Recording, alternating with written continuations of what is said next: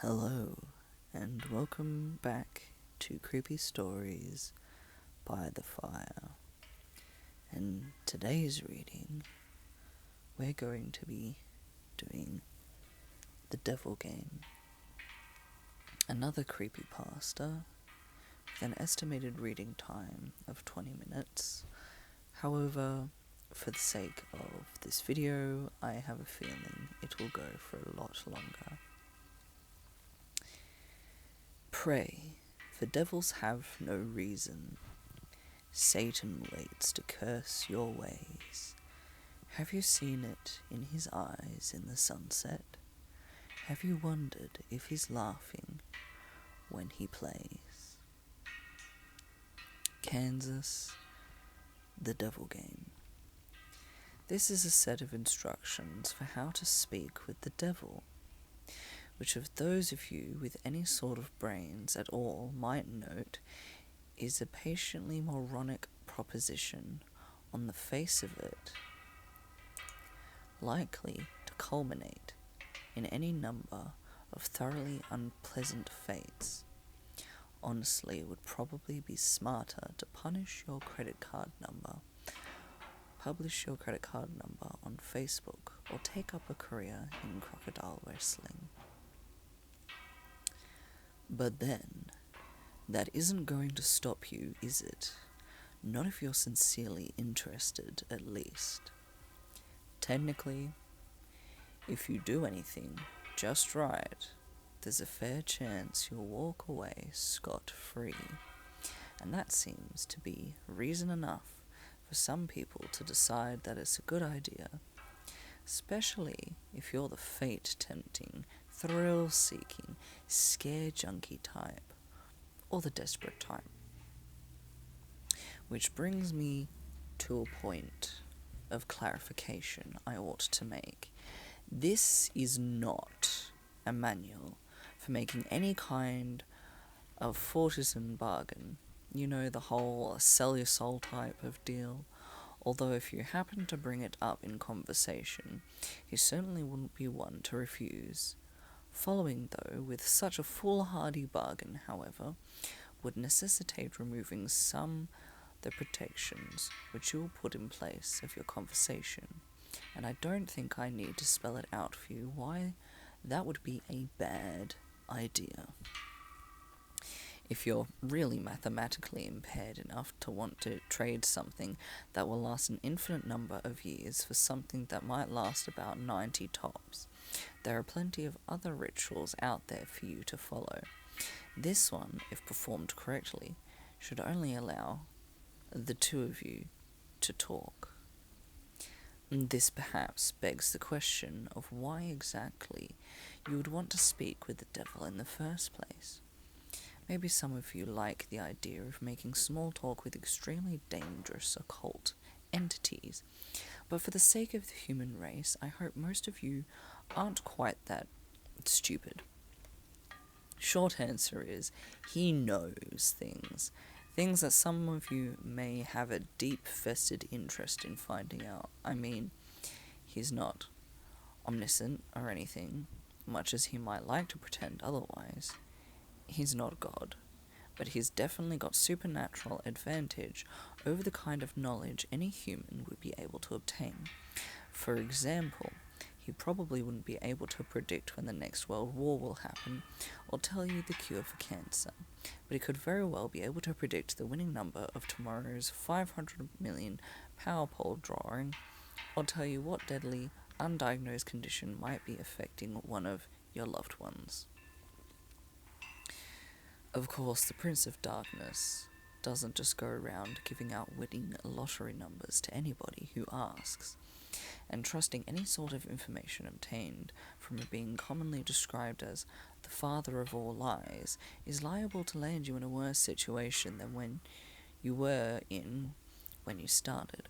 However, if you're really dead set on finding something out, and you've exhausted all other options, there is a way to try to get accurate information out of the guy. You see, like so many of the more urban villains in pop culture, the devil has just a bit of penchant for games and gambling. Of course, the reason he likes them so much is that he almost always wins, unless you happen to be a fiddler named Johnny, or are being represented by Daniel Webster. You're probably going to get your ass handed to you. But if you're determined enough to want to face the risks and the long odds, there's a certain game the two of you could play to try to win information you need. First things first, though, we'll start off with a description of the summoning process, then get into the rule of the game, some tips for how to play, and finally, of course, the inevitable linity of arcane shit that might go horribly wrong. In order to contact your conventional partner, you'll need to go to a church at midnight. It doesn't matter which kind of church, large or small, old or new, liberal or conservative, just as long as you're sure it will be empty. The last thing you want is for some preacher to walk in on you while you're in the middle of this. For the sake of the preacher's well-being, as much as your own, the process will probably work best if you try it on a new moon, or full moon, or Friday the 13th, or Halloween. The actual day is less important than the psychological effect it has on you. As long as you don't try it on Christmas Eve or something stupid like that, you should be fine. The time is important, though. You don't have to start or end your ritual at exactly 12 a.m. Greenwich Atomic Time or anything, but as a general rule of thumb, you ought to show up a bit before midnight, have everything set up by no later than 10 or 15 after.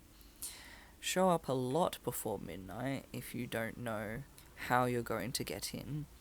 Shockingly enough, most houses of God tend to lock their doors at night, at least if no one's there to watch over them. And remember, we want empty. Got it? There are, of course, certain things you need to bring, and certain things you can't bring.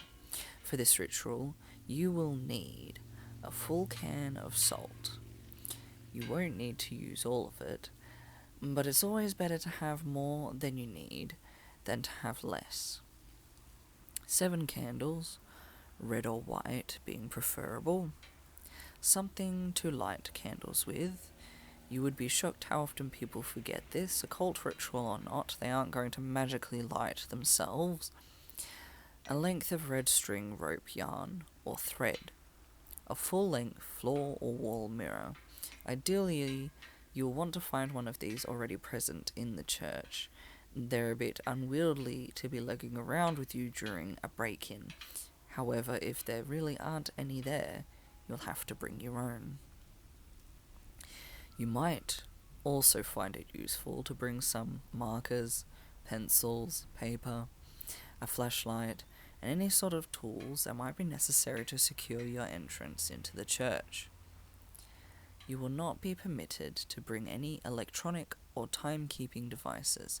This includes all cell phones, smartphones, tablets, e-readers, MP3 players, PDAs, calculators, wristwatches, pocket watches, kitchen timers, hourglasses, etc., etc., etc. Seriously, it's worse than the SAT. If you're one of those people who has your smartphone practically wired into your brain, don't worry. You can bring those things with you to the church as long as you leave them outside the room in which you will be doing the ritual. If you brought a flashlight, helpful for finding your way around without attracting unwanted attention, leave that outside too. Also, don't bring any sort of religious paraphernalia to protect you, especially if it pertains to the Abrahamic religions, and yes, if those gothy black cross earrings you're wearing are hanging right side up, they count. If you have any kind of holy symbol like that with you, the devil will simply refuse to show up. Don't worry, you're not going in totally unprotected. In fact, most of the supplies with you are not for any sort of devil summoning ritual, but for your own protection.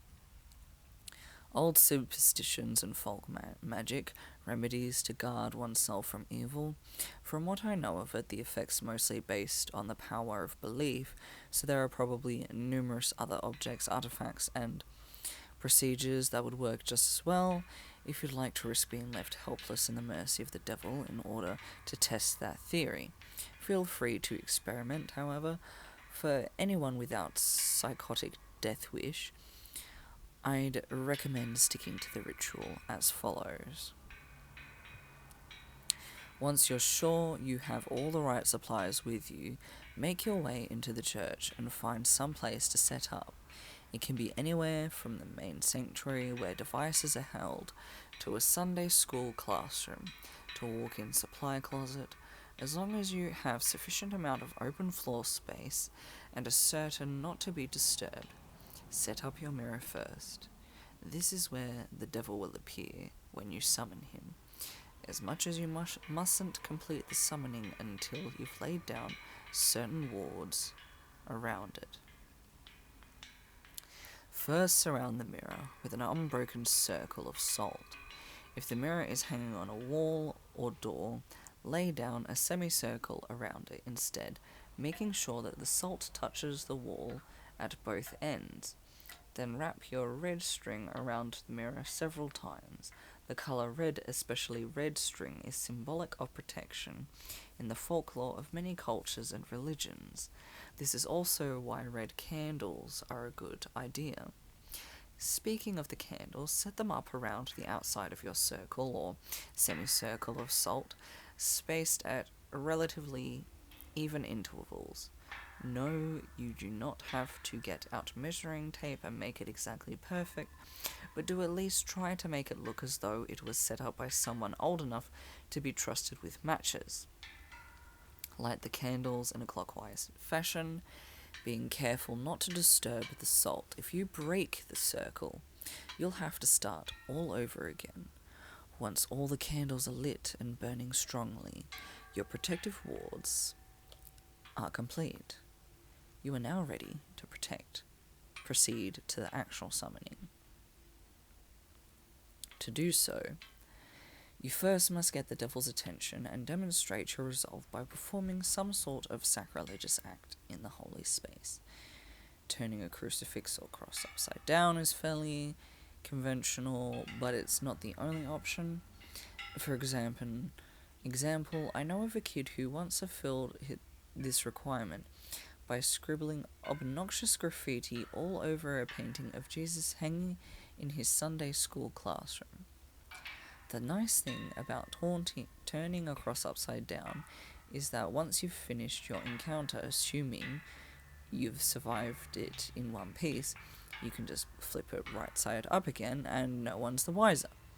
Sidestepping the relatively minor but still irritating risk of having your Sunday school turn into a reenactment of the Spanish Inquisition for the next month and a half. After you've finished doing whatever offensive thing you decide on, shut all doors to the room and turn off all of the lights so that the space is lit only by the candles. Face the mirror and stare deeply into it, concentrating on your desired outcome. There are no incantations, no arcane string or Latin that you have to recite. Just look into the mirror and wish as hard as you can for the devil to appear there. After a few moments of this, when you feel ready, close your eyes and count to 10. Then open them. If all has gone correctly, you will no longer see your own reflection. You will be looking at the devil, or at least looking at the way the devil has chosen to appear to you. Chances are he won't look like your conventional red-horned demon with goat legs and a pitchfork, nor any other sort of terrible apparition. No point in scaring you off now. Better to lure you in, make you feel safe. To that end, he generally takes the appearance of a fairly average, nondescript human being. If anything, he's prone to vanity and will lean toward the more attractive end of the spectrum. The only really frightening part of him will be his eyes.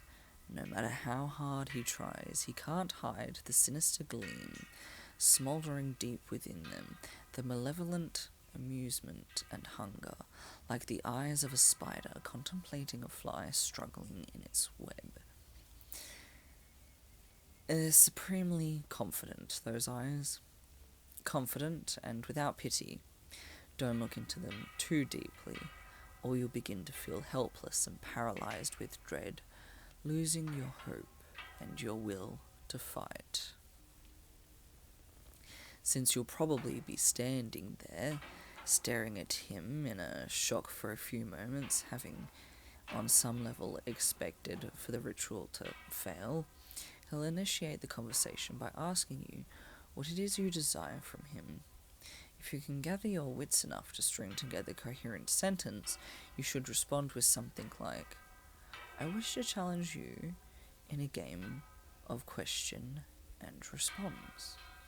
Even if you don't get the words exactly right, he'll know what you mean and he'll accept your request with a wide, predatory grin of anticipation. He's been playing this game for a long time, you see, and he's very good at it. Most humans, on the other hand, are very bad at it. This gives him a chance to, at the very least, thoroughly mess with your mind, and at most, well, we'll save the rest for the linity of shit that could go wrong. You'll have to play it very smart to avoid justifying his expectations. The general rule to the game is very simple, with a few caveats that can make things more complicated. He'll begin by asking you a question. He always initiates the game. It can be anything from a piece of obscure trivia to a riddle to an extremely personal injury.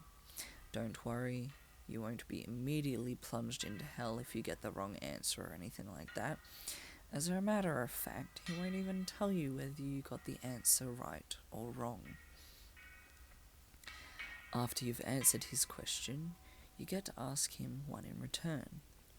Now here's where the consequence of your response come in. If you answered his last question correctly, he will respond to your question as honestly and accurately as he is able. However, if you answered it incorrectly, he is free to lie to you as he seems fit. Perhaps if you've asked him something you'd better off not knowing, he'll tell you the truth about it anyway. More likely, he'll feed you the most insidious, damaging lie he can come up with.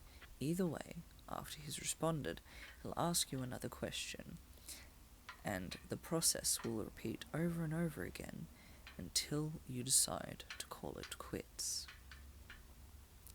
Now you may be sitting there thinking that it sounds fairly easy to get the information that you need. All you have to do is wait for a question you can answer correctly, and then take that opportunity to ask him what you really want to know, ignoring everything else he's said. Well, it's not that simple. The devil will never give you an easy question, one that you can be completely sure of the answer to. He may instead give you questions that you have some vague knowledge of, that you think maybe you know the answer, but aren't really confident, thus forcing you to endlessly second-guess yourself, obsessing over whether or not you can trust the information that he gave you next. Perhaps you'll think that what he said was a lie, wish it was a lie, but be entirely consumed by doubt, unable to fully convince yourself that you were wrong, or perhaps you'll have to make a huge choice based on the information that he gave you, and tormented by fear and indecisiveness as you realize that your fate, and perhaps that of others as well, rests entirely upon whether or not you were able to correctly recall some arcane piece of trivia that you don't even remember now.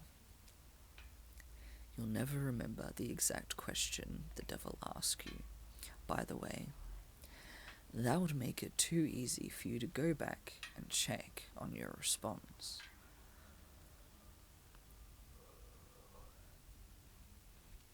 Or maybe, instead of testing your knowledge, he'll ask you something personal, something you even lie to yourself about.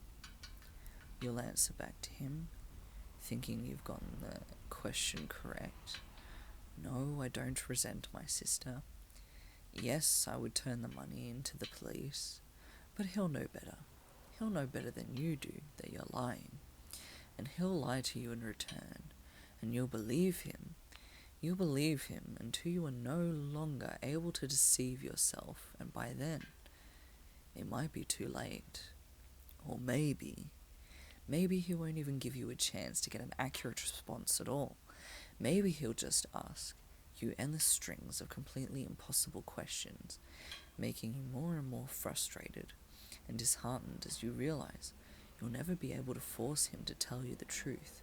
Questions like, what's the exact height of Mount Everest in centimeters in the year 1666? Or what is the airspeed or velocity of an unladen swallow?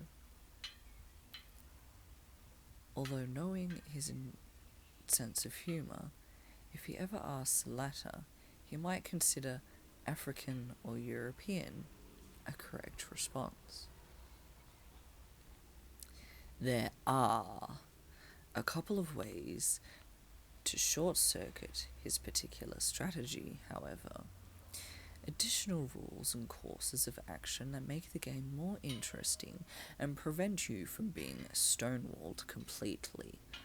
Although in all honesty, he probably wants you to try one of those options anyway.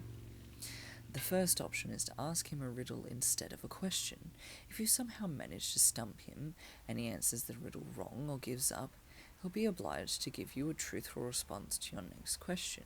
If he answers the riddle correctly, once again, don't worry, he won't pounce on you like a sphinx or drag you into hell. What will happen is that he will get a pass, allowing him to lie in response to one question he would otherwise be obliged to answer truthfully. Honestly, if he gets a pass, you might as well just give up and quit the game right there. It's nearly impossible to determine when he's telling you the truth under the best of conditions, adding another layer of complexity by constantly trying to figure out when and if he's used his pass is about enough to make any normal person's brain explode. There's no way, just forget it. The second option is for you to take a dare from him. If you accept it and vow to follow through, then once again he'll have to answer your next question truthfully. If you choose instead to reject it, he'll get another pass. Now, before you freak out and reject the whole idea completely, you should know that he won't ask you to do anything overly dramatic or unspeakably evil, like blow up a hospital or murder somebody. As a rule of thumb, most dares won't involve direct loss of life or any major felonies. However, they certainly won't be easy, inflicting severe pain on yourself, doing something that terrifies the shit out of you, cutting off a treasured relationship, publicly humiliating yourself or someone you love. All of these things and more, things you might not even be able to imagine, are completely on the table. If you're willing to go that far to put yourself in that kind of position, you'll get your answer.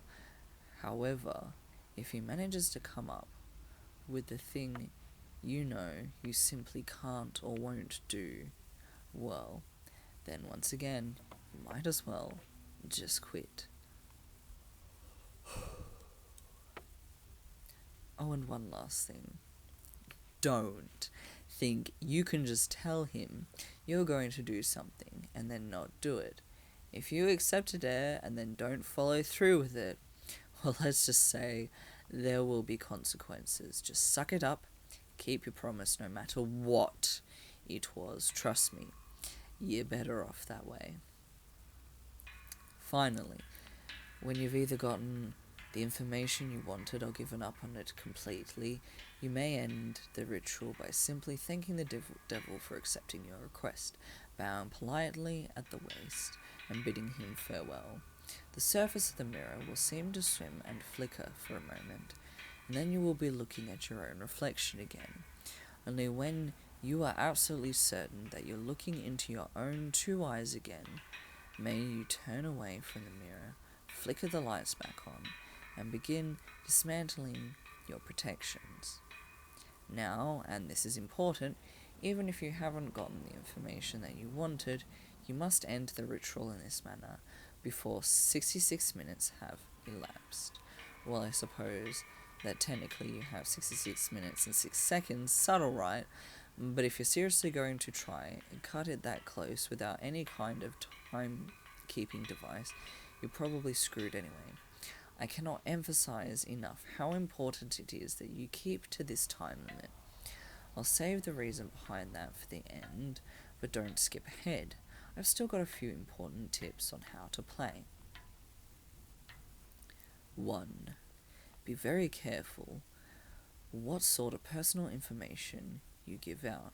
Try not to talk about yourself, especially your emotions and problems, any more than absolutely necessary. This guy knows human psychology like the back of his hand, and he will get inside of your head. It's like talking to Hannibal Lecter.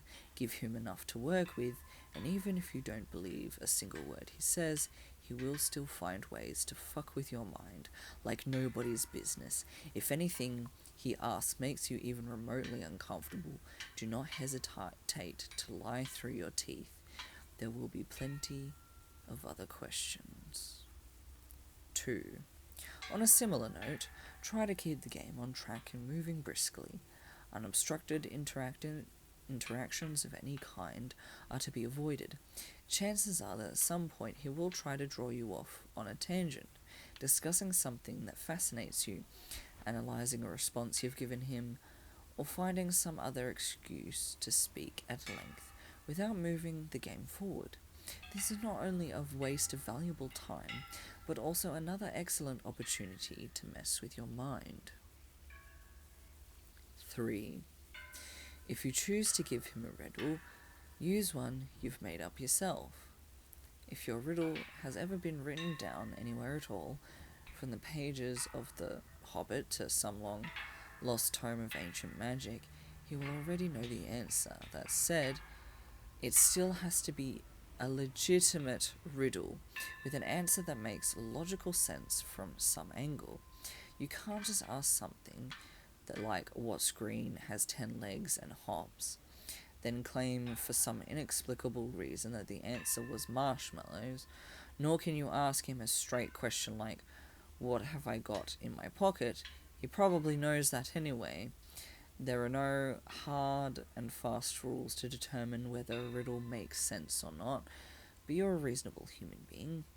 Your ancestors ate from the tree of knowledge. Please, for the love of crap, use common sense. 4.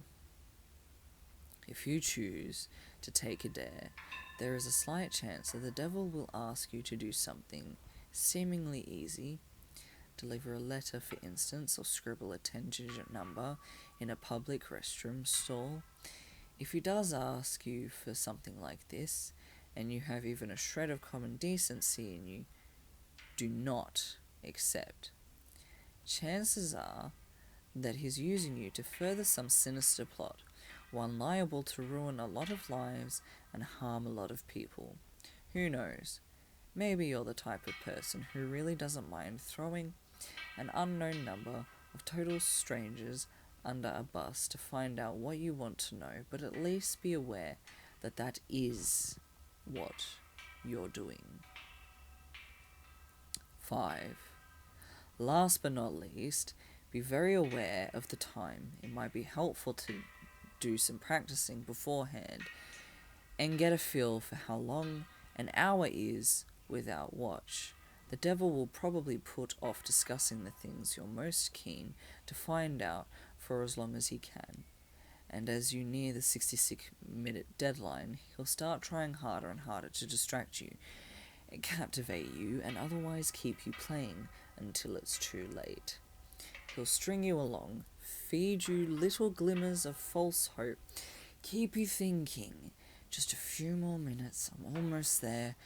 Don't fall for it. Don't go over the time limit, no matter what. Now, you might be thinking that this game really doesn't sound all that dangerous so far.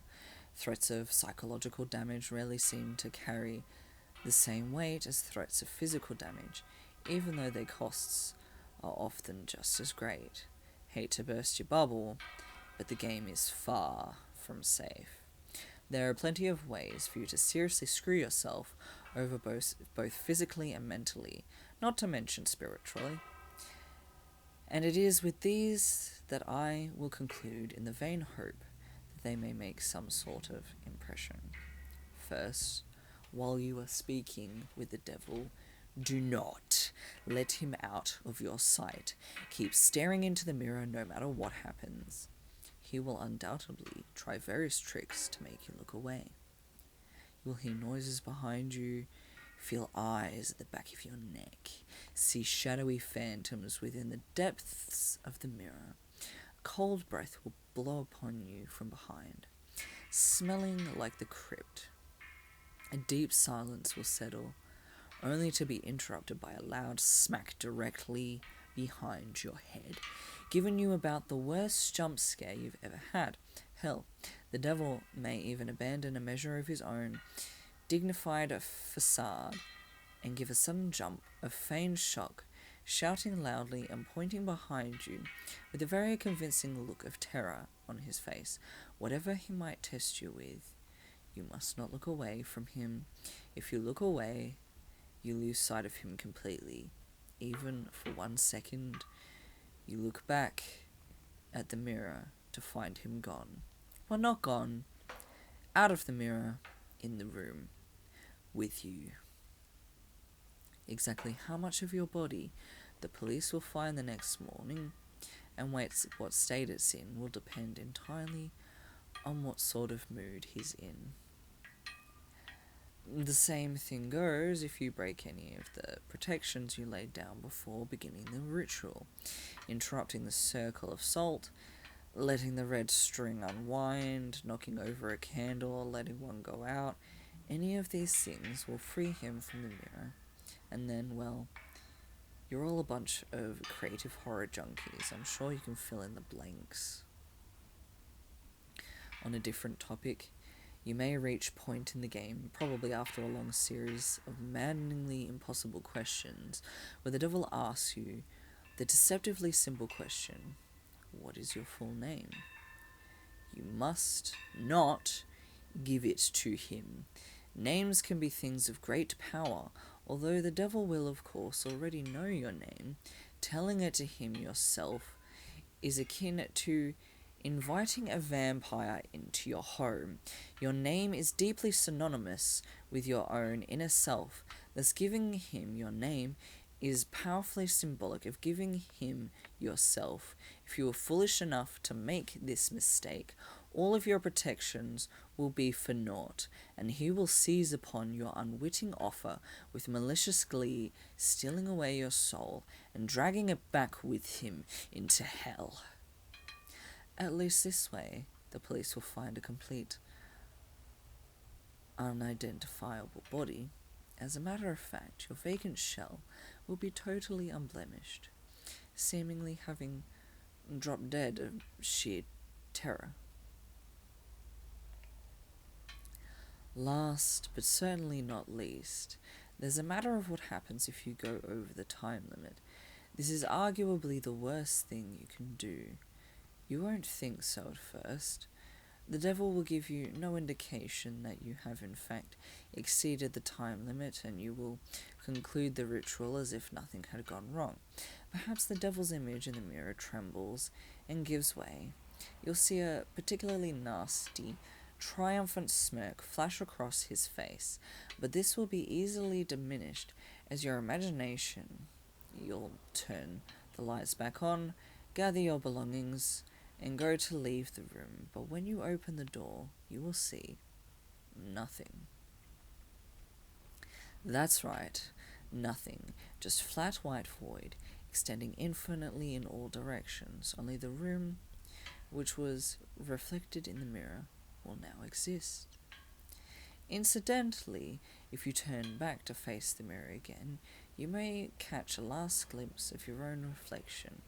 Perhaps it will even turn and favour you with a smirk and cheeky wave before sweeping out the door into a perfectly normal church hallway outside. As you may have already figured out, you yourself are no longer in the church. Your soul is now trapped in the mirror, and the devil has taken the liberty of possessing your body now that you are no longer using it. Pound on the glass and scream all you like. You'll never get out on your own, and no exorcist can help you. But don't worry, it's not like you're in hell, right? At least not necessarily. What you have to understand, see, is that human soul stripped bare of its flesh is a deeply volatile and vulnerable thing, especially when trapped in the land of the living. You are now entirely of purely mental properties, and as such, the barriers between what is real to you and what is imaginary have been completely dissolved. As you fill that reflection room with your anger, your sorrow, your fear, being trapped, these emotions will begin to coalesce, giving form by your mind. If you're not particularly imaginative, these creatures may not be too terrible, may not be able to inflict too much horror and pain. With time, you may even be able to teach yourself to get rid of them. If, however, yours is a mind haunted by monsters, a mind that is vibrantly creative and imaginative, and more than unusually twisted, well, there's no telling what terrors might come clawing their way out of the maelstrom, tasting sweet release from the confines of your subconscious, hungering for your terror and suffering. They will refuse to be banished, dragging you kicking and screaming into the endless positive feedback loop of pain and fear. Needless to say, if you are a regular patron of websites like this one, you're probably pretty well fucked. There's only one way to find release from the mirror, and that world that you've created therein. They say that if you call to the devil once more and ask him to free you from the mirror, he will be willing you to take you out. For the usual fee, of course. Who knows? Maybe if your imagination is twisted and powerful enough to create a personal hell that leaves you begging for the real thing, those talents might be put to good use. There are over 7 billion people in the world. After all, even the devil himself can't be messing with all of their minds at once. Talented help is always appreciated. Of course, the corollary to your being trapped inside the mirror is that the devil now gets to do whatever he wants in your body until sunrise. All around that time, your body will mercifully drop dead from the strain of the possession. Autopsy will probably identify the cause as some kind of coronary event. Don't get too relieved, though. He is perfectly capable of stirring up plenty of trouble in those few hours.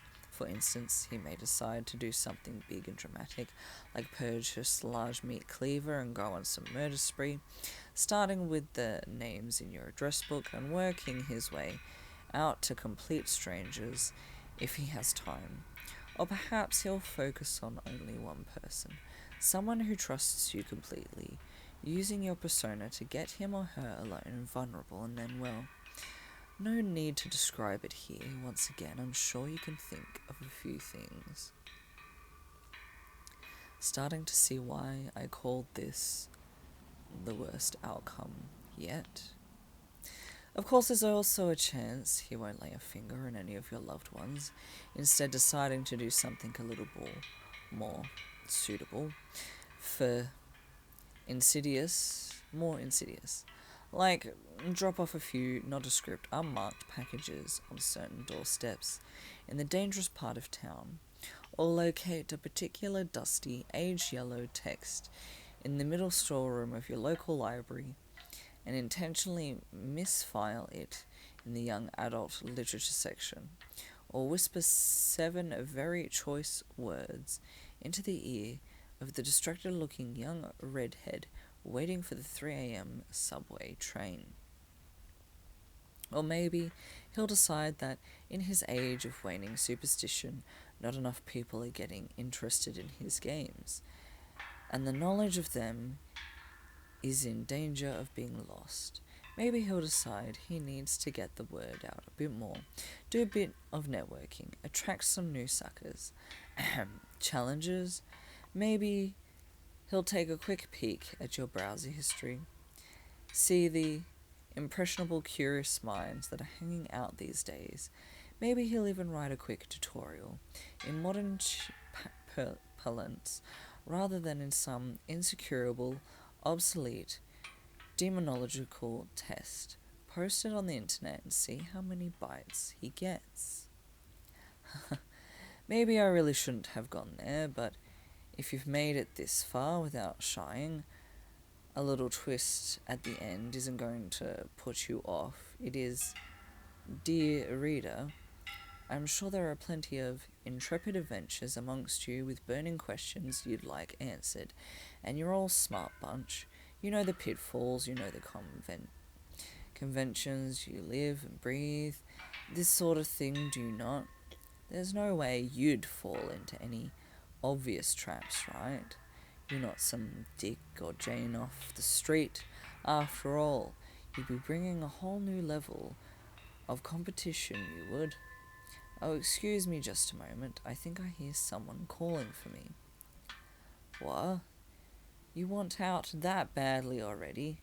Must be one hell of an imagination you've got on you. Perfect.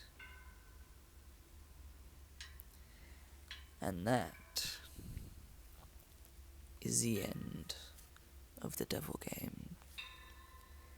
And I hope that for a brief moment you felt scared. Good night and sweet dreams.